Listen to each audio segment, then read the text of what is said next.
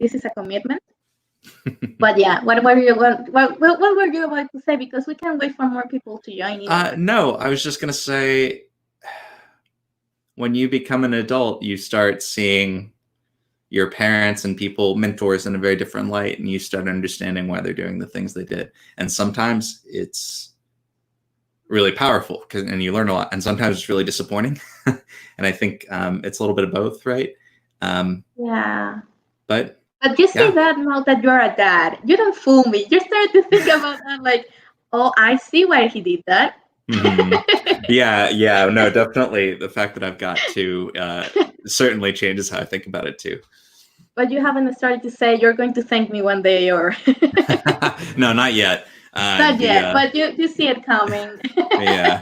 No, right now, the 3-year-old's just at the age where I can start kind of lecturing him, and it halfway sticks. So no, we'll definitely get to "you'll thank me one day" in a year or two. So this is why you cannot eat dirt. But no. Well, a little bit. Okay, eat a little bit, but don't tell your mom.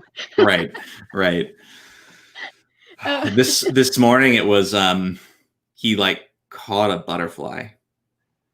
Yeah, he just went outside and found one, caught it, and he was holding it, and I was like, no, it's this beautiful thing. Please don't just squeeze it. And I was trying to show him, no, here's how you are soft with this thing. But he was very upset that I made him let the butterfly go. So okay, now I'm having flashbacks, because I don't know about you, I was a very shitty kid. And my mom says that I was her karma because she was a shitty kid too. So sounds about right. No, I don't know. Sounds about right.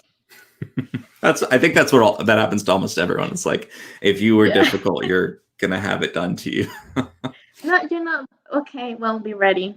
I don't know what you're being prepared for, but be ready. Yeah. No, so for me, I struggle to sit still.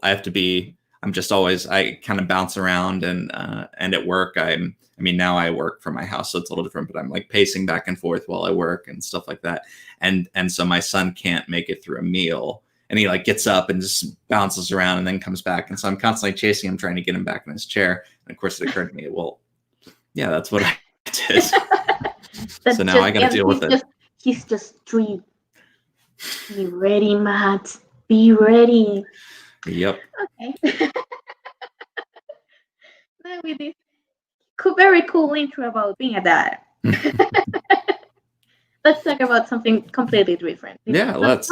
It's not that different, because you're like the dad, but for a couple companies, and yeah. Then it gets very weird, because I cannot say that your employees. Well, you cannot say that your employees are like your kids, because that's. Yeah, some of them are older than me, for example. Yeah, they have their own kids. Yeah. Yeah, so let's see. So I'm the parent of a couple companies. So we started Fold back in 2014. And, it's just kind of, it was originally a payments company. We think crypto will be for payments, and we think that we're replacing fiat. And I still believe that eventually, but it's a lot, it's been clear that it's a lot farther down the road than we think. And so, and so I started that in 2014. And then in 2016, 2017, it started to become clear that, well, actually, we're going to go through this store of value period first. And we need to focus on censorship resistance and on resisting inflation first. And then payments is sort of distant after that. And I go back and forth, right? I really want my money to be useful. But I do recognize that, I also really don't want it to be seized. I also want to be able to give it to my children and to pass it down easily and not be concerned about anyone tampering with it. So I was really split when the community started to pull. But after kind of the Bitcoin Cash folks exited, I realized I did still primarily care about censorship resistance first. So I stuck with Bitcoin. And this is when our second company got started. So we put Fold on pause for a little while because we weren't sure what to do if Bitcoin wasn't going to be for payments. And so we started this studio called Thesis. And its first projects, I guess now, are Keep and TBTC. And the idea with these is that not only should you be able to buy, sell, spend your Bitcoin however you want, which is, what Fold originally was all about, but you should also be able to take it to different chains. You should be able to, really, ideally, you should be able to get loans against your crypto without having to worry about counterparties. So I can talk about what that means actually, like in my life, because it's pretty out there pretty quickly, right? Because it's like, well, there's this cryptocurrency and then you're putting it on top of this other one. But what that really means for me is I moved from California a few years ago, well, maybe like a year and a half ago, back to my hometown of Atlanta, Georgia. And I had crypto that I'd been saving up for years. And it was time to buy a house. And so my wife was like, let's sell crypto to buy a house. And I was like, I don't know. Can you say how much crypto did you have at the time? I absolutely can't. I absolutely can't. You could have bought a house. It's I had enough, but but anyway, some amount. She was like, "You take your $5." It's not me. Yeah. There was some amount, but and so she said, "Sell the crypto, and we'll say it was just a down payment in a house, maybe." Okay. But I said no, I really don't want to sell it, and so I started looking into what if I wanted to get a loan against it, and then I quickly found that that lenders weren't really prepared to do that, and I was used to. On Ethereum, you can use Maker and you can put down ETH and you can get USD loans against it. And so that's what really got me interested in building TBTC is like, okay, I love Bitcoin. I understand that it's going to be collateral first and for payments second. Well, DeFi needs collateral. So that's what kind of drove me to it. All right. So I'm going to drop the house thing. Sure. Yes, please. No. You can write your sweat there. But actually, I want to go back for a minute to something that you said that I find very interesting. The thing is that you guys started with the whole Bitcoin hype, like, yeah, Bitcoin for everyone. Everyone's going to use it. How did it go? This a mental process of finally just picking one thing and sticking with it, because I think that is a very important part of a development for a startup in crypto. Well, it seems like I gotta be everything. Yeah. So I agree with you. Editing and going for the thing that actually has traction and that the market has demonstrated they want. It's incredibly important for a startup. But I'm not a good example of that because Fold still exists. And in fact, they have pivoted their model and they're doing great. Now, I don't run it. So I couldn't let it go because I knew this is a great idea, but it's not now. Like it's not, the timing's not right. So we found a new team, a much more handsome and charming CEO than I would ever be, Will Reeves, who runs Fold. And the idea is that instead of spending Bitcoin, you can pay places and you can earn it for cash back. And so it makes a lot more sense with where crypto is today. The tech is it just makes more sense. And so they're doing great. I think they're on track for a Series A. All the numbers that I've seen have been incredible. So don't do that. If you're running a startup, you really, the good advice is to kill your darlings, right? It's like if there's something you really love, but you can't find other people who really love it, you need to stop working on it or change what you're doing, because things that are going to succeed, they usually have a small, really excited group of people outside of just the founder. And sometimes there's a founder with a vision and they know something that no one else knows. But I think if you can't find 5 other people that aren't in your family to tell you that it's awesome, then probably you don't have anything. So, but yeah, I took the most complicated route to get there. So. Okay. Yes. I'm just going to, when we finish talking, I'm just going to take that clip. I'm going to send it to you so you can pass it on to your children. This is me saying wise stuff. Oh, thank God for YouTube. No, okay, well, fair enough. Actually, that's a very good advice. But this is what this is why we're for the journey. So, Matt, I know that you have a kid and a wife and everything, but I wanted to know, which team are you playing for? Like in crypto, like for a bit.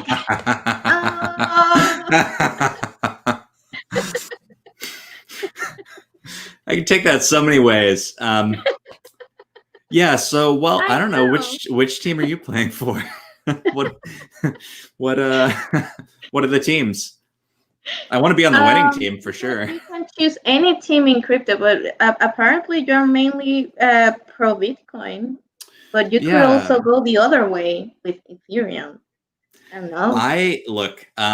I know it's upsetting, but I really do like both. It's upsetting. People don't like that. They want me to choose. So I'm an engineer and I build stuff. And, you know, Bitcoin, that's not really what it's about. They chose to focus on money. And so it's like, I'm an engineer and I want to build things. And I believe that I'm an optimist that technology can solve problems. It causes a lot of problems, but I think that we can ultimately, through ingenuity, solve a lot of problems. And so that mindset is Ethereum.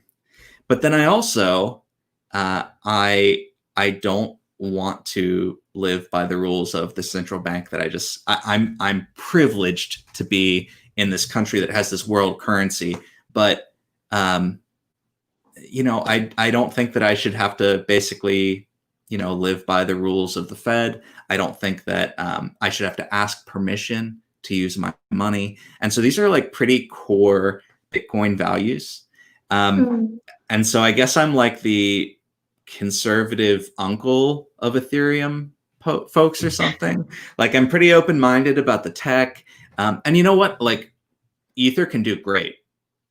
Like it's fine. The asset can do great. It's just sort of, that's not why I'm using Ethereum. I'm using Ethereum because I want to build more cool things. And if I can, I'm going to use Bitcoin as my asset. Okay. Sorry. Now, don't worry. I'm not upset. I'm just making so many useless memes in my head right now because you said you're like the conservative uncle. So I'm just thinking like the stupidest family gathering. Well, like, you've seen, I mean, like my Bitcoin Ethereum meme is like, kiss, you need to, you know, it's just like, it's just because these two communities, I mean, you know, you're much weirder for being into crypto than for not being into crypto. And so the differences between Bitcoin and Ethereum, it's like a holy war. The tiniest differences seem huge, but actually it's us versus the rest of the world and the status quo. And so, but yeah, there are lots of like weird family things going on because it's hard when you're so similar.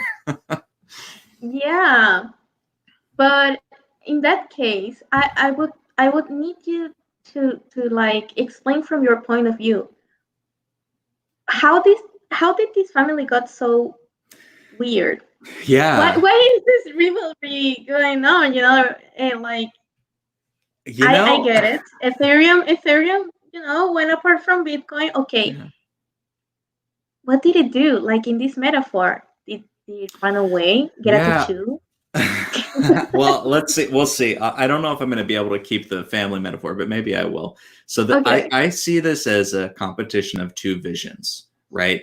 So we have this this very like, I don't want to call it gold bug because that sounds negative, but like this fiscally conservative, you'll take this out of my dead hands, like don't touch my money kind of vision. And then you also have this vision of, you know, I shouldn't have to share my identity. No one should know who I am. This kind of like cypherpunk ideal, and the cypherpunk idea is split. I think part of it was the censorship resistance and hard money piece. And I think a lot of people in that camp would actually choose the hard money over censorship resistance. So that's a difference between me and them. I would choose censorship resistance over hard money. And then on the other side, you have kind of these like a mix of like privacy people and then just like utopian technologists who like dance around like with unicorn things and like stuff, you know, the Ethereum community, it's getting a little less weird now that it's gotten bigger, but it started out pretty weird. And so I think it's just like a lot of, and a lot of it was just like the economists went left and the engineers went right. That's sort of how the split went. But the thing is, both sides want a lot of the same things. Both sides want censorship resistance. Both sides want privacy. Both sides want third parties. So that's governments or surveillance capitalists, like huge companies, out of their lives. And so, you know, for me, it's like this whole left-right thing that they've kind of got going. It's just, we're just looking for things to fight about. You know? Oh, but isn't that how families work? Exactly. Yeah. We're just looking for things to fight about. Yeah, but that's the thing, right? Like you say, economists go one way and engineers went for the other. So what amazes me every single time is this. I would like to know your opinion after this, but Sure. how you see it more widely is obviously with crypto Twitter, because that's a hell speed that is very addictive. And you know, when you see these two communities, how they communicate with the outside world, Yeah. it's there's a word in Spanish is chocante, like they smash. It's like, Oh yeah. you can say it. You can say es chocante, me choca. Oh, nice. Say it. It's not a bad word. Me choca. Me choca. Okay, say that when like when like your wife do something that you told her not to do or asked her nicely not to do, you go back to her and say me choca when you do that. Like, grinds your gears. I hear you. Well, I mean, no, the thing with crypto Twitter that I was saying is like the way these two communicate, these two communities communicate with the outside world. It's like Bitcoiners want everyone to know about Bitcoin without having like a proper dialogue for everyone to be educated about it. And for the other, and then the other way, Ethereum only talks in Ethereum. Like we're going to talk, and we're going to be public, but we're only going to speak it in our language. Right. And yeah, that's that's a great point. I mean, I think, you know, another way to look at the two communities is Bitcoin has found its narrative and Ethereum hasn't. And you know, I've gotten into anyway, I don't need to recount all the crypto Twitter nonsense, just the you know, but for Bitcoin, they had their big discussion. Are we payments or are we store of value? Are we gold? And they decided we're gold, and then they moved forward. And then everyone who believed the other narrative split, or they just did a weird thing like me where they kind of changed their views and kind of didn't. Then on the Ethereum side, they've been through 3 or 4 different narratives where they've said, well, code is law. Well, this is the world computer. And actually what they've built is incredibly interesting, but they haven't figured out how to talk about it or demonstrate that to the rest of the world. So there's some very specific use cases where I would say like, this is great, but it's hard to show people. So for me, what if you take Bitcoin and then you add MakerDAO, you have a brilliant thing. What is Bitcoin? It is government resistant, inflation resistant, hard money. And then what is Maker? It is a way to take out USD loans against your Bitcoin without an intermediary. Those two ideas are incredibly powerful. But notice I didn't say Ethereum anywhere in there. And Ethereum is like the glue and the tech that's connecting all this together. But people have said like maybe Ether is gas, maybe And lately they're What is reaching even gas? exactly. What is that? That's totally. What does that even mean?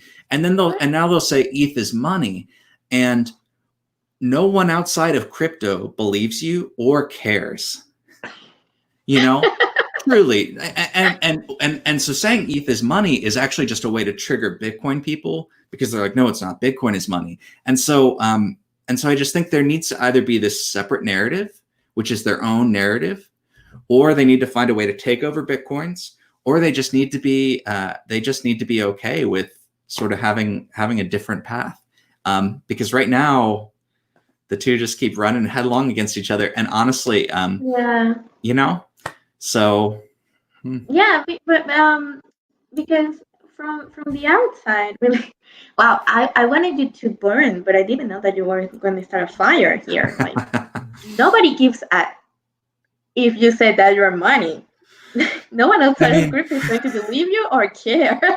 Sorry. Well, it's again, I'm a proponent of this tech. I love this stuff, but like, try explaining it to someone in your family, and they're just they can kind of get Bitcoin, but then Ethereum, it's a lot. It's a lot, yeah. But I think that maybe this clash of communities occurs. It's mainly because, well, maybe you have figured it out. It's that, like, they don't. Ethereum doesn't know exactly what they are or what they want exactly to do. Yeah. So they just run against Bitcoin because, like, that's the main competitor, maybe. I mean, and everything that you can do, I can do better. Yeah. What I'd like here would be like my ideal outcome would be that folks in Ethereum stop caring about what Bitcoin's doing, or rather they only care about Bitcoin, the asset, right? But they stop having this like Napoleon syndrome. Don't, yeah, you've got good tech and people are using it. You don't need to worry. And if what you've built is interesting enough, then show the world. But like this I guess I just feel like the competition is kind of artificial. For me, Bitcoin's going to win over the next 10 years, period, by market cap. I will be, I mean, don't worry, I own both, so I won't be wrecked if, but I just, as an asset, I think it's very obvious to me that Bitcoin's still going to be around in 10 years. It's not yet obvious to me that Ether is going to be around in 10 years.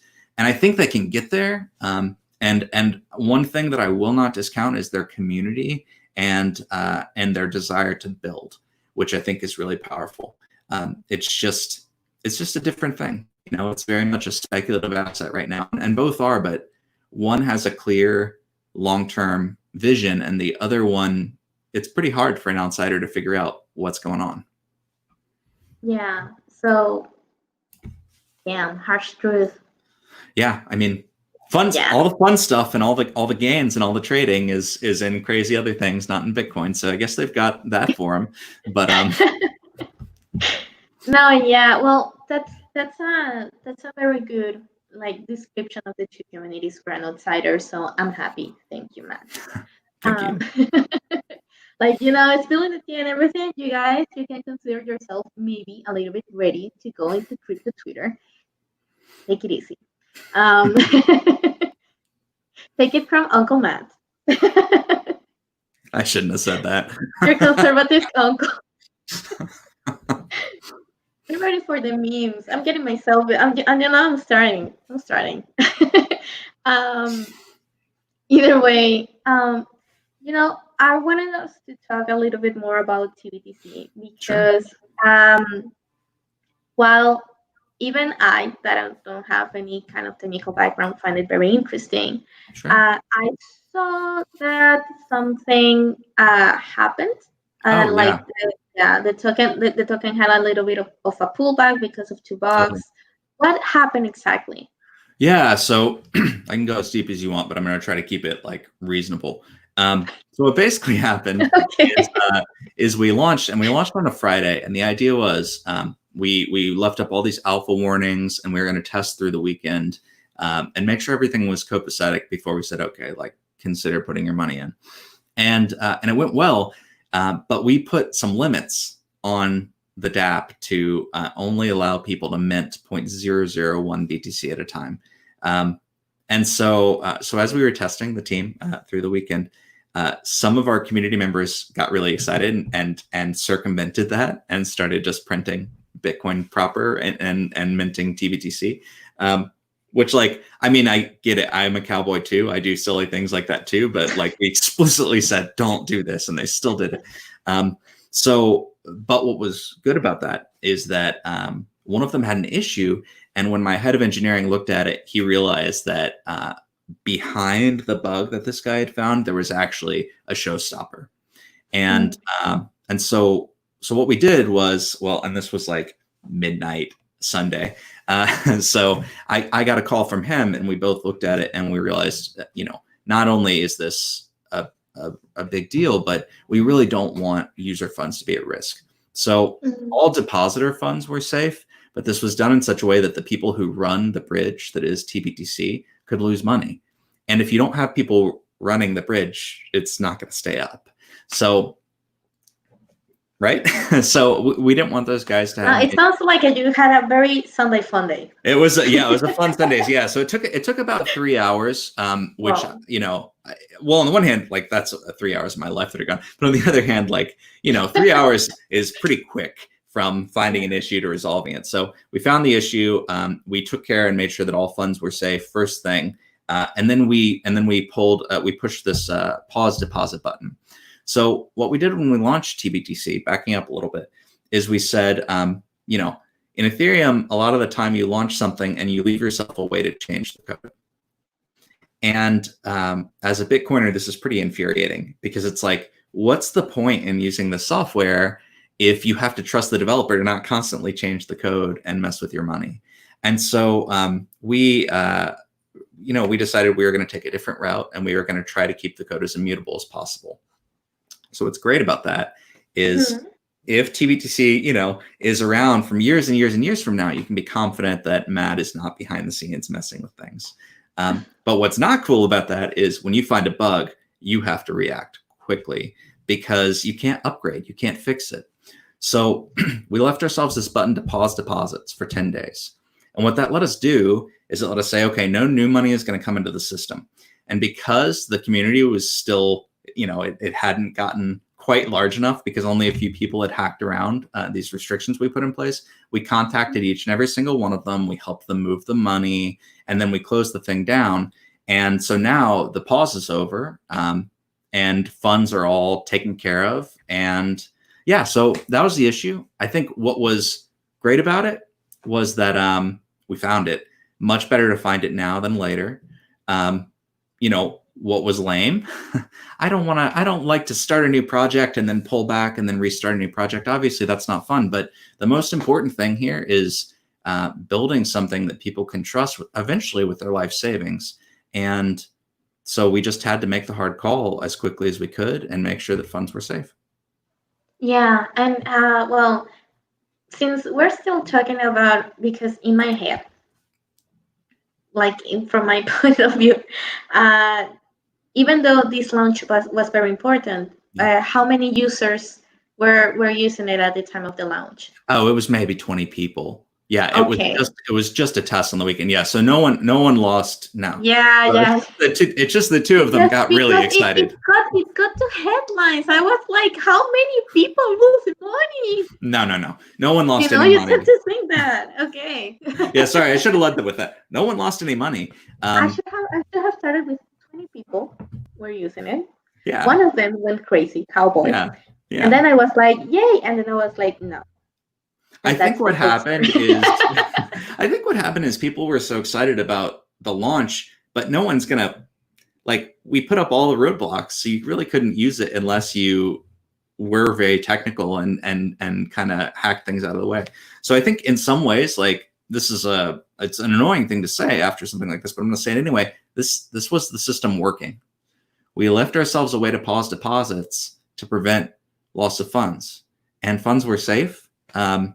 We did it before anyone really started using it widely. We did it before most of our integrations were turned on. So I'm very proud of the team for the transparency and professionalism. Would I have preferred it not happen? Of course. Do I have 2 more audits ongoing right now to be more confident with our redeploy? Yeah, of course. but yeah, we did the best we could, and no money was lost, so I'm feeling pretty good. Because imagine that. No. No, that can really be a bummer. And I mean, you are not in the exchange business yet, so you don't want all the drama. That's right. That's right. Yeah. Well, DeFi's got its fair amount too. Like the DeForce thing, what was like $25 million that just poof was gone. And so, yeah, let's not have that be the headline. Let's really just focus on, like, if you can build something really boring that doesn't have headlines about, and so really that's what we're about, is let's get back to, let's improve our practices. And no product is ever 100% secure. Like if someone ever tells you this is 100% secure, that's how you know they're full of it, right? Because that's not possible. But what we can do is reflect, learn, improve our processes, and then just, be careful when we redeploy and do what we can to de-risk it. Okay. Yeah, I'm just translating all your wiseness right now. Wisdom. I'm so much smarter in Spanish. Learn Spanish, Matt. Jeez, you're a very smart guy. I decided auf Gymnasium ich habe ein bisschen Deutsch gelernt. So I just focused on German. No es español. No es español. It was a huge mistake. Ever since I was like rebellious. It's like, no, I don't need to learn Spanish. Now I'm like, what is wrong with me? I really, huge mistake. What's behind that? Russian? No, German.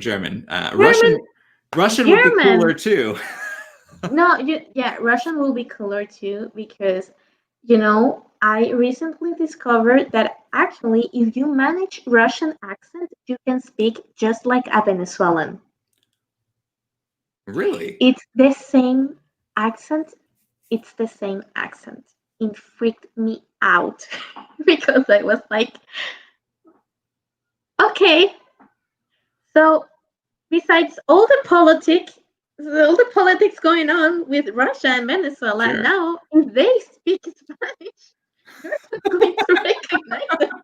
That's gonna be freaky. I had no idea. That's awesome.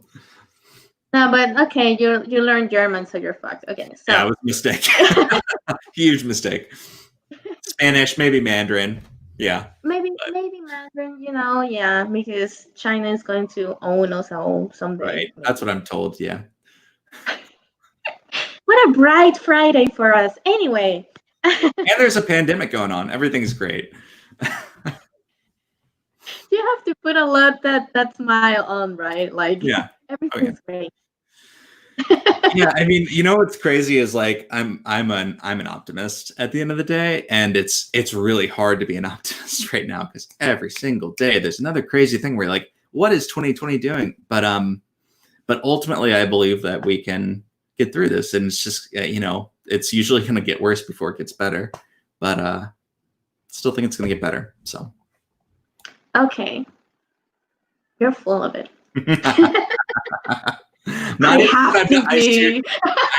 That's how every morning, that is how I wake up feeling, and it's crazy. I mean, like, I pretend like I'm cynical sometimes because people fuck up a lot and humans do terrible things, but yeah, I'm still a pretty hopeful dude. So okay, yeah, because you are in a lockdown with a 3-year-old, so that's right. I have to be an optimist to survive this. You have to be an optimist. Yep. Because he's 3. My mom teaches 3-year-olds. I know. They get an attitude at 3. That's when they start getting really figuring out when they can say no and throw tantrums, and it's crazy. And they sing it back to you. They can sing it back, and you cannot say anything, and you cannot laugh in front of them because you have to be their parent. Yeah. Yep. Well, how's that? Anyways, I was going to ask you about the bugs in the launch of TBTC, not because I wanted to see you cry or anything, but because at the end I wanted to know what the team learned from the setback that could benefit both Bitcoin and Ethereum developers. Yeah, so You know what I think? That's a great question. So Bitcoin, yeah. So Bitcoin, a lot of these lessons they've already learned, and they learned them the hard way, right? Because Bitcoin has been up for over a decade now, and the downtime has been incredibly low. It's funny because we're in a situation where, in some ways, and gosh, Bitcoiners will hate to hear this, but in some ways, we're in a tougher spot than having a bug in Bitcoin, because if there's a bug in Bitcoin, everyone's going to want a hard fork.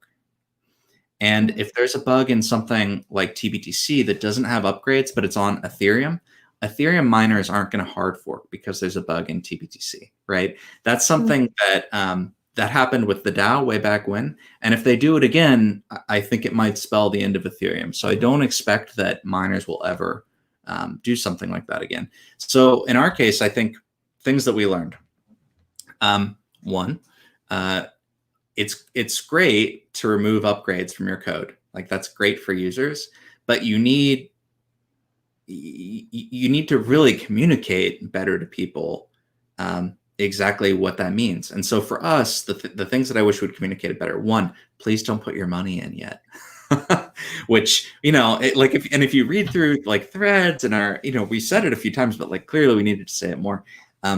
Another was, some Bitcoiners were like, oh, you just pushed a button and stopped it? That's not decentralized. And then some Ethereum people were like, you couldn't upgrade it? What's wrong with you? And so you're getting it from both sides because you're trying to find this balance. And so I think what I would say is worth learning is we're a team of experienced developers. We don't have a lot of juniors on our team. Many of us have been doing what we do for since Bitcoin's been around, for sure.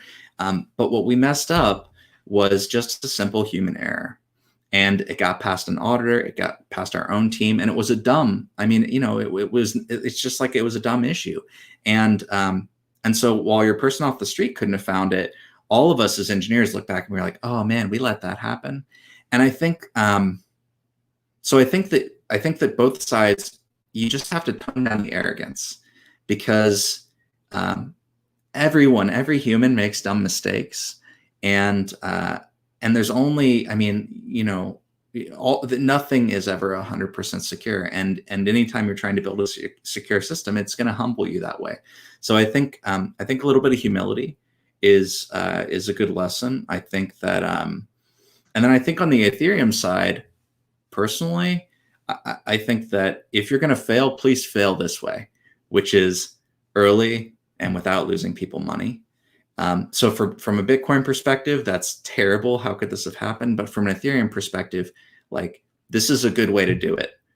Don't be afraid to tell your users what's happening and to make big moves early so no money is lost, because that pulls down the whole space. And yeah, so I guess those were my lessons. Are, act and act. Do not put your money. Well, act quickly. Be as clear as possible with users about what they're getting into, and yeah, just be humble. Yeah, like I said, it sounds like a very fun plan for a Sunday night. Yeah. Oh yeah. My wife loved it when I popped up. Like, I used watching the movie, and I was like, send all the emails. How did they go? You just pull a button and stop it. That's not centralized. Hey, why did you stop it? We wanted to lose our money. We were putting money. No, it's a great lesson. What do people think was happening here? What's actually happening? And for us, it's just like, we're just going to go back to doing what we do, which is, look at what we can improve it, redeploy. And so we'll be back at it in the next couple of weeks. We've added a supply cap. So if people do get crazy, they can't get too crazy. It limits the amount of Bitcoin over time that people can put in. And, we're going to keep doing it until the system is anti-fragile, and until we can all be confident to kind of go all in, put all of our life savings in. On on my end, that's my plan. So, you know, I wasn't ready to do it that weekend, but so I was going to wait a few more days of testing, but I think this time, you know, I'm going to go very heavy myself, and maybe that's how I'll finally get a USD loan to get a house. So, yeah, we're still planning on that conversation, Mister. No, hey, and I was meaning to ask you though. You already talked about how defining it can be actually to explain Ethereum to your family. Yeah. How did that go? Does your family know? I would say my oh, they don't. So my wife does, and can explain. And my 3-year-old son the other day goes, "Daddy, what's Bitcoin?" And I'm just like, "Oh man, I don't know how I'm gonna talk to you about this," because I try to, when he asks questions, I try to answer them, and that was tough. What did you do? Well, you know, I've used various like candy metaphors and things about like scarcity to try to explain, but I don't. It wasn't good. If I can explain Bitcoin to my 3-year-old, I promise I'll share. You have to share it. Oh my God! What did he say? Like when you said, "Okay, did you get it?" and he said candy, and then you said, "Okay, what's Bitcoin now?" What did he say? So he gets that it's a kind of money. So like so he, and I don't know why, but he like actually has like Mexican pesos and a couple US dollars that he got them out of my wallet from I was traveling, and he just like has them in his room, and he pretends like playing shop. And so he kind of got that like Bitcoin is money, but for him, he comes up to my computer and he's like, "Daddy, I'm going to send letters to your friends," and starts typing. And so like telling him like it's digital money is definitely not going to work, you know? So anyway, I did my best. I told him, you know, imagine if you had 5 pieces of candy, but anyway, but I, you know, for my family, for like my adult family, my wife gets what's up. And I think the biggest change really wasn't about the technology, which is what I thought is really interesting. She's understood how the technology worked for as long as I've worked in this space. What was different is over time, she's come to be more philosophically aligned. Like, oh yeah, why am I sharing these personal details with this random company? Like, why does the government have the right to my dollars, time, energy? Why are these tax forms so damn complicated? I'm just trying to follow the law, you know? And I think I think a lot of that philosophically, I think she has come around to this idea of like minority protection. Like it shouldn't be easy for governments or for companies or really for people in power to single you out as someone smaller and to take advantage of you. That's and of course it will always be like people with power will take advantage of people who don't. But anything that we can do through technology to lessen that is, you know, that's why I'm in this space. And so I think for her, getting to that point where it's like, oh, we're protecting people who otherwise wouldn't be, has been powerful. And then for like in-laws, I think my father-in-law trades stocks like maybe a little bit too actively. And he's like talking to me about like bets he's made. And I'm like, I don't know about this, but anyway, so he likes to trade. And so for me, it's like, you know, imagine Ethereum is a stock exchange, and that kind of helps. Just the idea of having tokens on top of something else, I think, confuses people quite a bit. And then when you talk about smart contracts, it really gets confusing. Another one that I'll use, and this is for people who aren't like trading, is I'll say, okay, you know, imagine, you know, we're roommates and we need to pay rent on this schedule. Okay, well, you can actually program your money so once you've been paid, it's all fairly divvied up, and then it all goes to your landlord, and you never have to talk about it. And let's go further. Now you can make that so that's only true for the next year. And you know, unless one of your roommates lose their job, they can't squelch on rent. And I think that kind of explaining that it's removing these opportunities for people to mess with you, I think that that's helped a lot.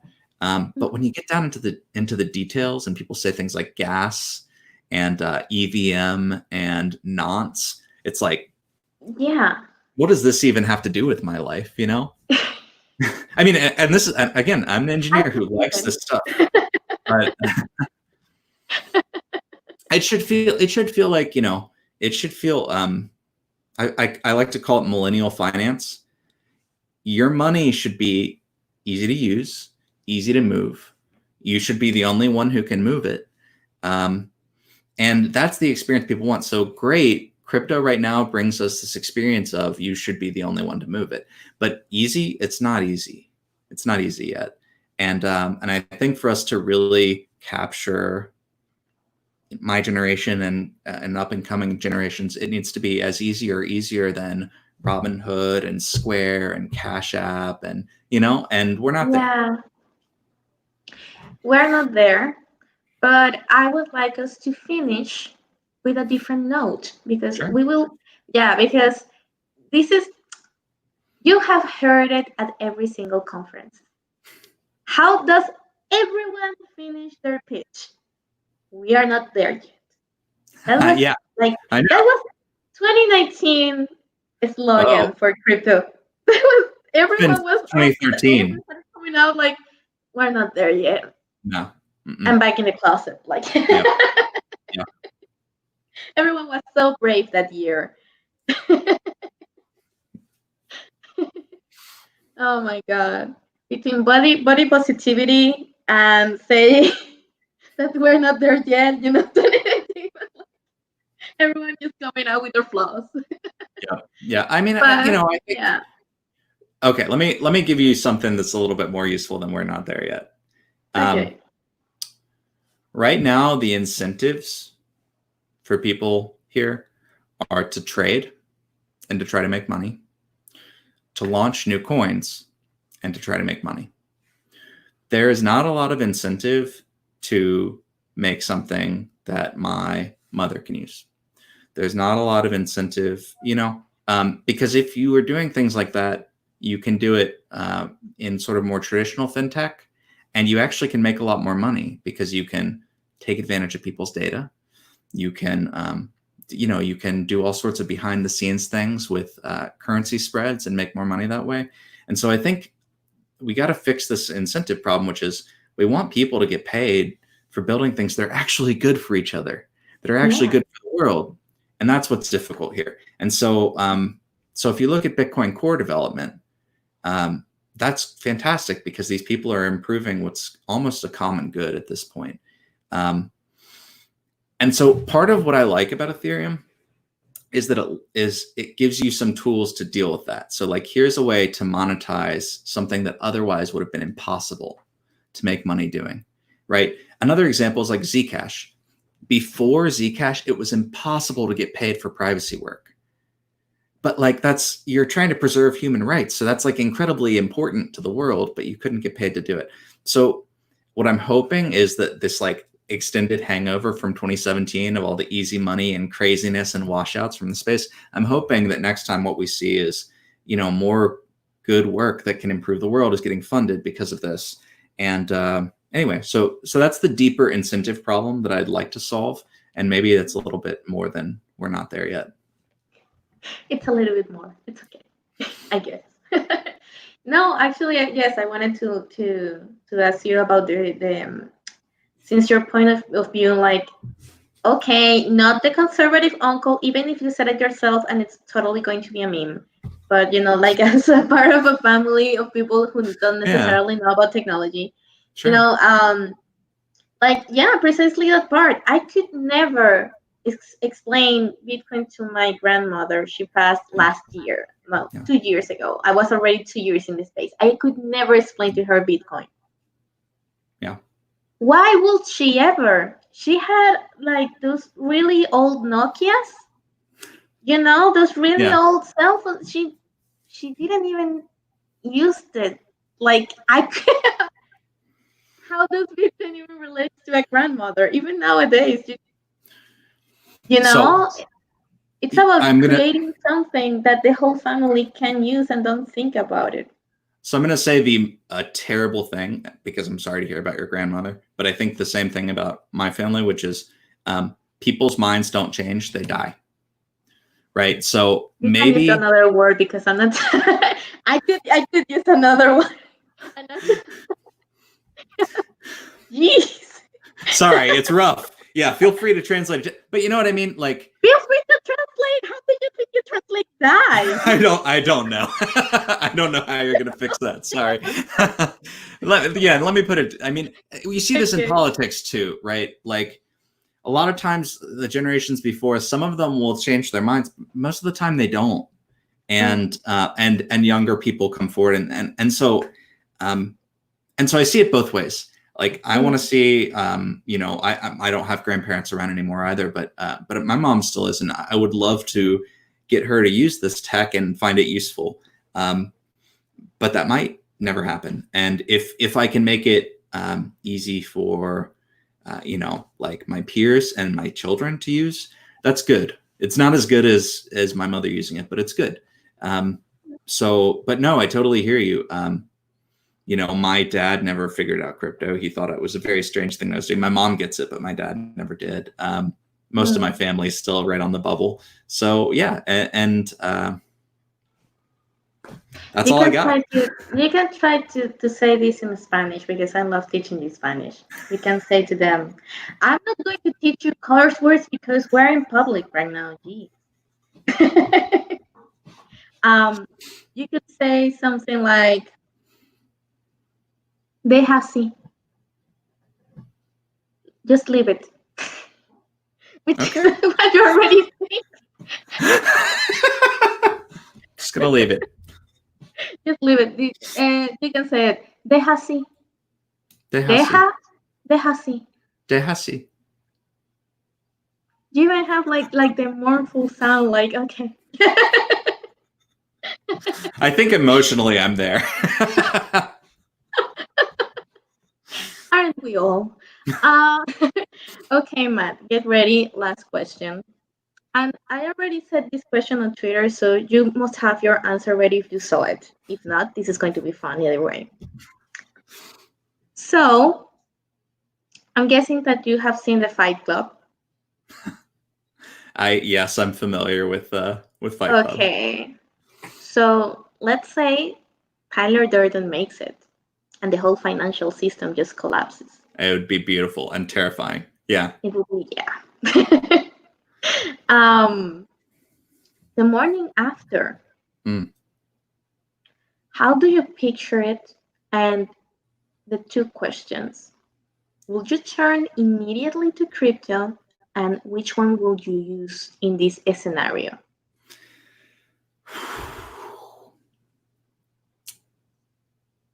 So it probably won't look like what we expect, right? Like, there's very picturesque, like, fire and things happening in Fight Club, but it probably won't look quite like that. But yeah, so let's say we wake up next morning and like debt is gone, and which would be really weird, and yeah, and everything's sort of in a shambles. So, well, I think there's a couple pieces. First, like, what have I already chosen? I've already chosen Bitcoin. So I mean, I already put way too much of my savings to be responsible into Bitcoin. I still buy, like, I'm still buying. I continue to buy since 2014, whenever I can. But what it would be really interesting is if it happened right now, there's not enough tech for Bitcoin to be used to replace the economy today. And so I think that I would probably keep my stash in Bitcoin, but I would be using tech, either Ethereum or something like it, something maybe that was a little faster. So yeah, sorry, I struggle to choose. As far as an asset, I think I'd keep most of my cash in Bitcoin. You know what you need? And I said it with all the good heart that you have said, like mine dies to me. Because I'm hard to let go of things. You need a little bit of crisis. You need a good crisis. Yeah. Yeah. You need like to wake up one day and have no internet, no signal in your phone, Yeah. and see people using just a stash of cash to buy things in the Of supermarket, course. and then ask yourself, where the fuck I'm going to charge my phone, and Yeah. who the hell Actually, is accepting crypto? you know what? I was just gonna say, let me answer differently. Oh, If that happens, I'm okay. not gonna use crypto at all. Yeah. No, that's a really good point. You know, you are not the first person with ties to Venezuela to tell me that there's no way that I'm going to turn to crypto. And so what I'm imagining is a very white collar, very safe, like the financial system. What I really mean is just Wall Street. But you know, yeah, if I wake up tomorrow and all services have stopped, you know, I'm going to be worried about getting food for my kids, and that's not going to be on a ledger, you know. So no, so I do agree with you, and I do think that that right now we can be building for a collapse, but yeah, I mean, I totally agree. At the end of the day, this stuff still relies on cell or some sort of connectivity. It still relies on power. And, you know, it's not quite ready for the collapse of the nation state. That's not where crypto is. Now, what I do think it's good for genuinely right now is trying to smuggle money out of your country. I think that that's something it's actually good for. I do think that it's good for people who are trying to evade capital controls. So I have some positive things to say about crypto outside of, Yeah, of course. yeah, outside Like of my I work here. yeah, outside of my stable Western bubble or whatever. But you know, Yeah, yes, yeah, no, yeah. you make a great point. Like you know, next day I'm going to be trying to find food. Okay. On that positive note. On that positive note. Oh, shit. Okay, well, I actually said sheet, like sheet of paper. You know what? I have to work on my English just as much as someone has to work on his German. Yeah, I think I'm going to trade that in for Spanish. That's what I really need. Yeah, you should. Okay, so you have earned one curse word, but we're going to get out of the life for that. So thank you so much for your time today, Matt. Thank you. It was fantastic. Okay. Well, everybody, bye. See you guys.